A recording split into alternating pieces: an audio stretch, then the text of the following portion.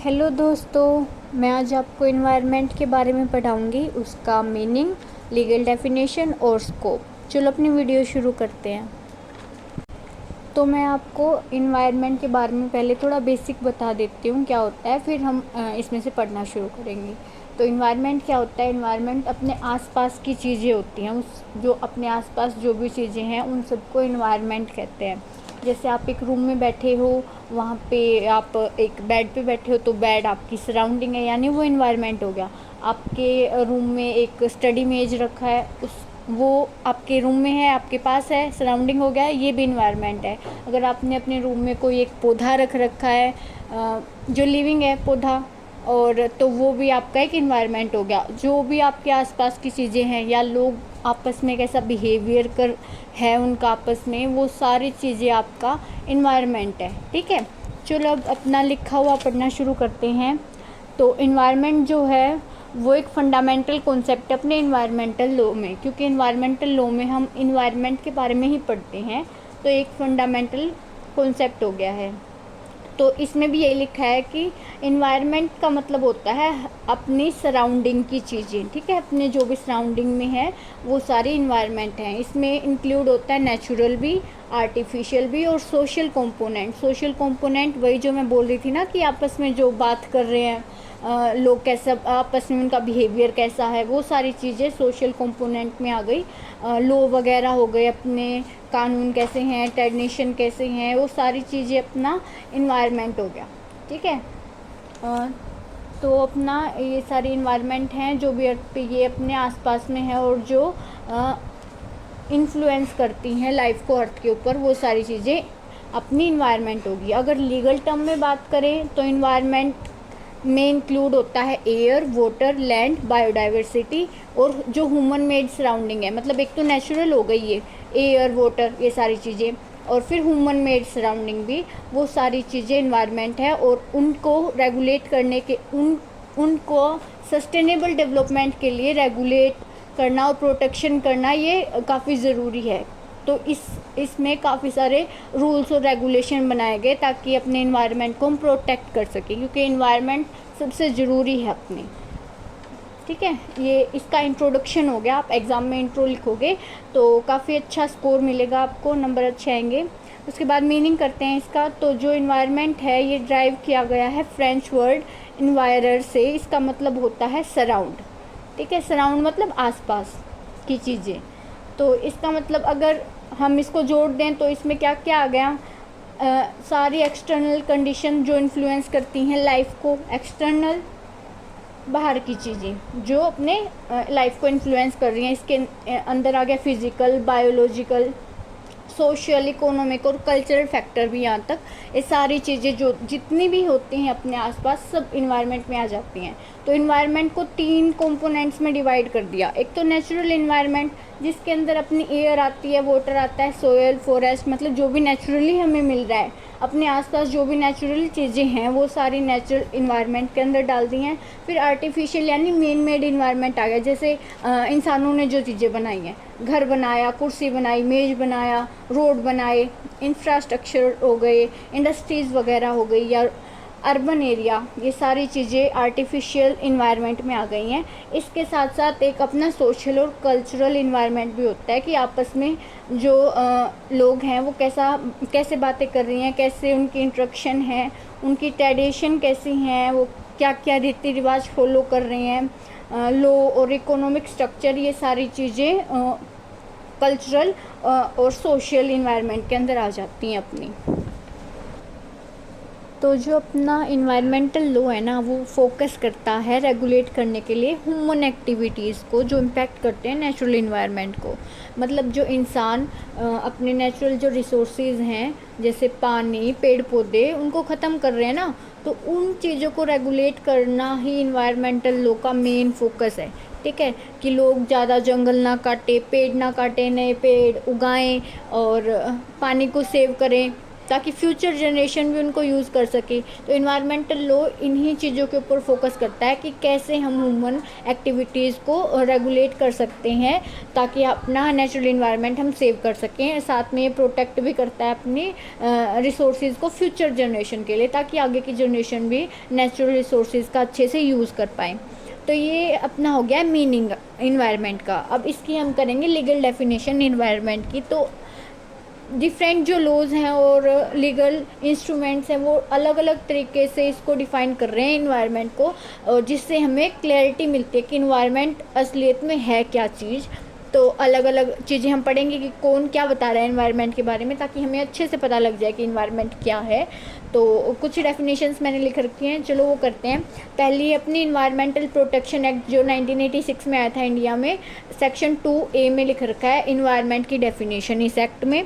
तो इसने एक्ट में क्या लिखा है कि इन्वायरमेंट इंक्लूड करता है वाटर, एयर, लैंड, वही जो नेचुरल हो गया अपना ये, और साथ में इनका इंटर रिलेशनशिप बताया है, ठीक है, जो एग्जिस्ट कर रहे हैं पहले से, और जैसे वाटर, एयर, लैंड और ह्यूमन बींग, और साथ में लिविंग क्रिएचर्स, प्लांट और माइक्रो ऑर्गेनिजम्स एंड प्रॉपर्टी। इसमें प्रॉपर्टी को भी ऐड कर रखा है, तो इन्होंने नेचुरल उसको ऐड कर दिया, ह्यूमन मेड को और प्रॉपर्टी को, ठीक है, ऐड कर दिया, और साथ में इनका इंटर रिलेशनशिप बता दिया कि ये इन्वायरमेंट है फिर, ठीक है। तो ये एक मोस्ट कॉम्प्रिहेंसिव लीगल डेफिनेशन कह सकते हैं इसको। बहुत ये क्या बता रही है अपनी कि ये इंटरकनेक्शन बता रही है नेचुरल इन्वायरमेंटल जो कंपोनेंट्स हैं उनका, और साथ में ये जो बताती है ह्यूमन बींग्स के बारे में और प्रॉपर्टी के बारे में भी, कि ये सारी चीज़ें अपना इन्वायरमेंट होता है, ठीक है। उसके बाद में अपनी सेकंड डेफिनेशन जो है वो है स्टॉकहोम डिक्लेरेशन यूनाइटेड नेशन जो 1972 में हुई थी,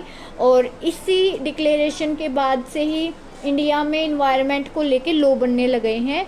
मतलब शुरुआत यहाँ से हुई, फिर इससे देख के कि हाँ भाई इन्वायरमेंट भी एक ज़रूरी चीज़ है, इंडिया में भी उसके लिए फिर लॉ बनाने लग गए ताकि उसको प्रोटेक्ट कर सके अपने इन्वायरमेंट को। तो ये स्टॉकहोम डिक्लेरेशन क्या कह रही है कि ये जो है ना, ये फर्स्ट इंटरनेशनल रिकॉग्नाइजेशन दे रही है अपने, मतलब सबसे पहली बार इन्होंने रिकॉग्नाइज़ किया कि जो इन्वायरमेंट को प्रोटेक्ट करना है ना, ये एक फंडामेंटल ह्यूमन राइट है।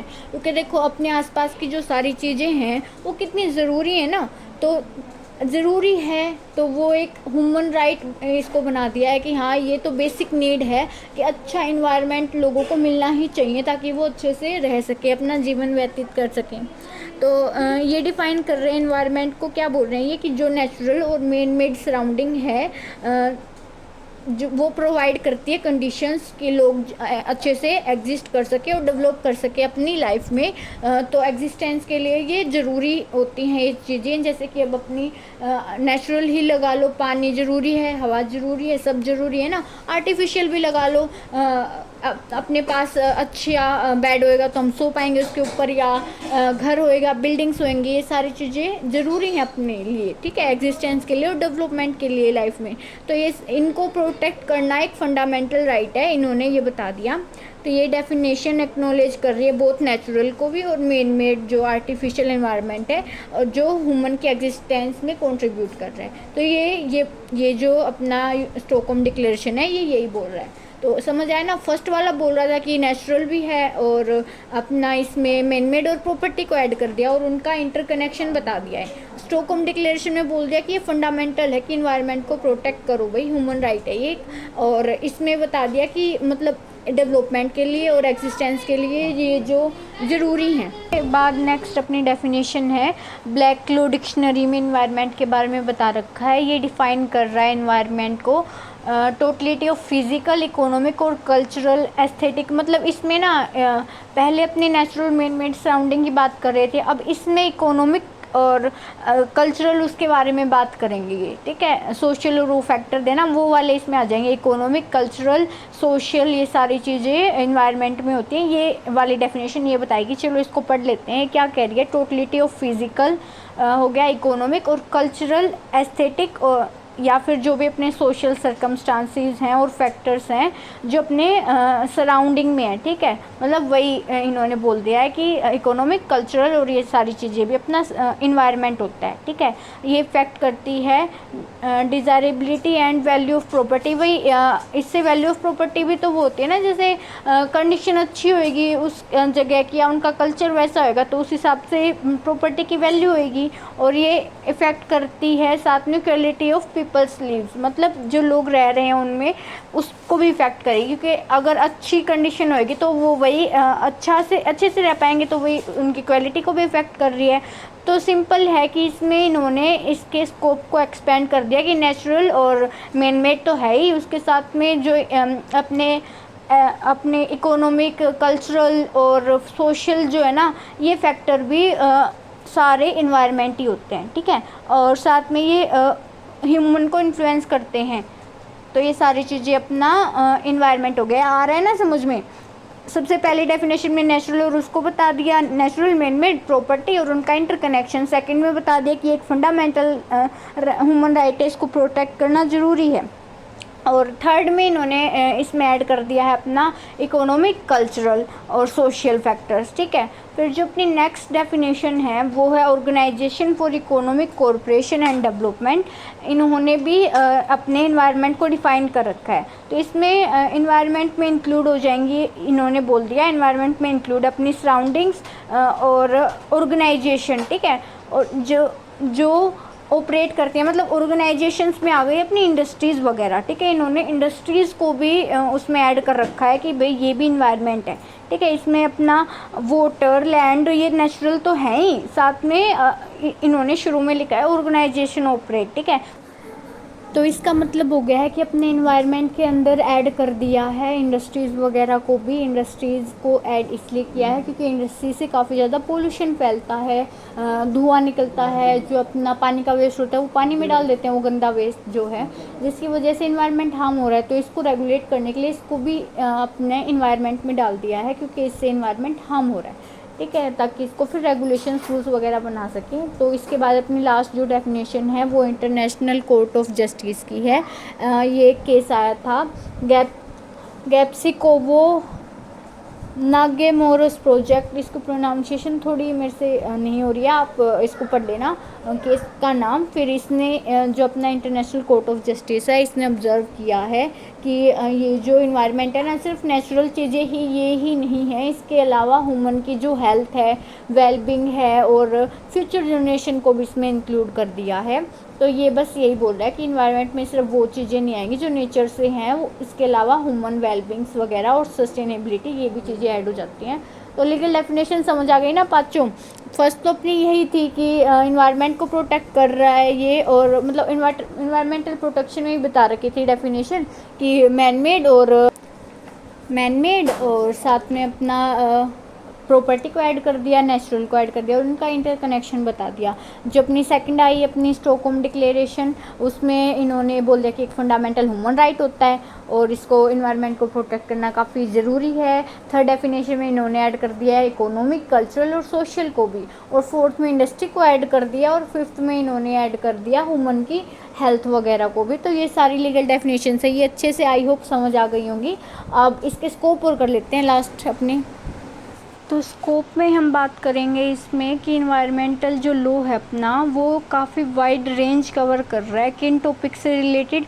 इन्वायरमेंट को प्रोटेक्ट करना, रेगुलेट करना और मैनेज करना इन्वायरमेंट को, इन सारी चीज़ों से रिलेटेड इन्वायरमेंटल लॉ जो है वो फोकस करता है। और इसमें स्कोप में पता है सारी चीज़ें वही आएंगी जो हमने डेफिनेशंस में पढ़ी हैं, ठीक है। नेचुरल, आर्टिफिशियल, सोशल और अपना इकोनॉमिक, ठीक है। और इनमें क्या है, अपना इन्वायरमेंटल लॉ इनको प्रोटेक्ट करने की बात करेगा, ठीक है। तो अपना फर्स्ट क्या है, नेचुरल इन्वायरमेंट। नेचुरल में क्या आ गया, प्रोटेक्ट करना एयर को, वाटर को, लैंड को और बायोडाइवर्सिटी को, जो नेचुरल चीज़ें हैं उनको प्रोटेक्ट करना। साथ में जो conservation of forest, wild life and marine ecosystem, वही उनको बचा के रखना, जंगल को, वाइल्ड लाइफ है उसको, और मैराइन में वो आ जाते हैं जो समुद्री जीव जंतु हैं, पेड़ पौधे हैं, उनको भी बचा के रखना, ठीक है, क्योंकि वो भी तो इन्वायरमेंट है अपना। तो उन सबको बचा के रखना वो नेचुरल में आ गया। रेगुलेशन ऑफ पोल्यूशन और इन्वायरमेंटल डिग्रेडेशन, पोल्यूशन को रेगुलेट करेंगे क्योंकि पोल्यूशन की वजह से इन्वायरमेंट ख़राब हो रहा है, तो उसको रेगुलेट करने के लिए मतलब इन्वायरमेंटल लॉ अपने कानून बनाएगा ताकि उसको बचा सके इन्वायरमेंट को। तो ये तो नेचुरल इन्वायरमेंट की बात होगी। अब आर्टिफिशियल की बात कर लें। अब लोग क्या है, गांव से शहरों में आ रहे हैं, तो वो इंफ्रास्ट्रक्चर डेवलपमेंट हो रही है, ठीक है, वो इंडस्ट्रीज़ बना रहे हैं, फैक्ट्रीज़ बना रहे हैं, घर बना रहे हैं, तो जिसकी वजह से काफ़ी पोल्यूशन होता है, ठीक है। जैसे घर बनाएंगे तो ईंट आती हैं, मिट्टी आती है, जिसकी वजह से वो उड़ता है और जिसकी वजह से एयर पोल्यूशन हो जाता है।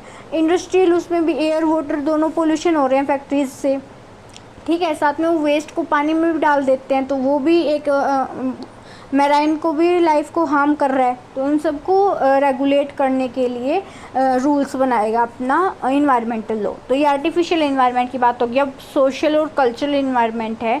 सोशल में ह्यूमन राइट्स आ जाते हैं और इन्वायरमेंटल जस्टिस आ जाता है। इसमें क्या करेंगे, प्रोटेक्ट करेंगे indigenous people and their environmental knowledge. भाई जिन लोगों को नॉलेज है भाई उनको, ठीक है, वो प्रोटेक्ट कर ही रहे हैं। साथ में ये सस्टेनेबल डेवलपमेंट और इकोनॉमिक पॉलिसीज़ के ऊपर फोकस करेगा। सस्टेनेबल डेवलपमेंट मैं आपको बता देती हूँ क्या होता है। ये कई बार छोटे क्वेश्चंस में भी पूछ लेते हैं कि सस्टेनेबल डेवलपमेंट की डेफिनेशन बताओ भाई। तो सस्टेनेबल डेवलपमेंट वो होता है कि हम अपने ग्रोथ भी करें, डेवलप भी हों और साथ के साथ हम इन्वायरमेंट को ध्यान में रख के ग्रोथ करें, ठीक है। मतलब अब फैक्ट्रीज़ को खुली छूट ना दो कि भाई वो कितना भी पोल्यूशन फैलाओ, बस ग्रोथ करो, ऐसे नहीं होएगा। इन्वायरमेंट को प्रोटेक्ट करो, साथ में ग्रोथ करो, तो वो सस्टेनेबल डेवलपमेंट है। तो उसके ऊपर फोकस कर रहे हैं ये। साथ में इकोनॉमिक पॉलिसीज़ भी बना रहे हैं। ये सोशल और कल्चरल इन्वायरमेंट आ गया अपना। फिर लास्ट है इसका इकोनॉमिक एंड इंडस्ट्रियल इन्वायरमेंट। ये रेगुलेट करेगा इंडस्ट्रीज़ को कि वो कम से कम इन्वायरमेंट को हार्म करें। इसमें कॉर्पोरेट सोशल रिस्पॉन्सिबिलिटी होती है इन्वायरमेंटल सस्टेनेबिलिटी के टूवर्ड्स, ठीक है।